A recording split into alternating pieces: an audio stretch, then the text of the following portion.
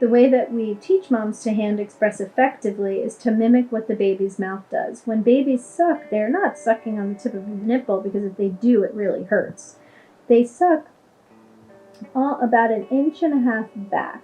So if we place our fingers there, for a lot of moms it's where their areola ends, but some moms have areolas that end here, so that might be a little too far back. For my body, it works for me to place my fingers on the outside edges of my areola.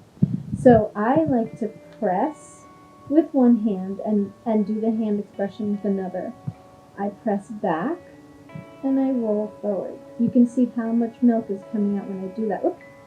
So I'm pressing back and I'm rolling forward. And you can see it can be kind of messy. So there we go. There we go. You can see here, milk is really starting to spray out.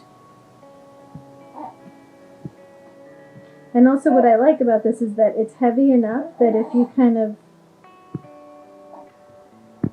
press it back, you can see all of those openings where the milk comes out. And you can see that I'm never pressing my nipple. My hand never touches my actual nipple. I'm pressing back against the chest wall and then together. So it's really open, shut, open, shut, open, shut. I'm not ever touching the nipple. And you can see it's collecting in the bottom of the Pyrex measuring cup.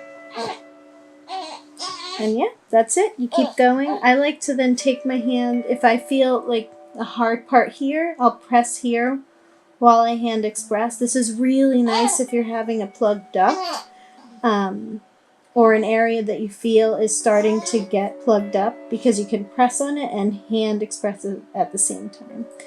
I hope this helps you guys. Good luck.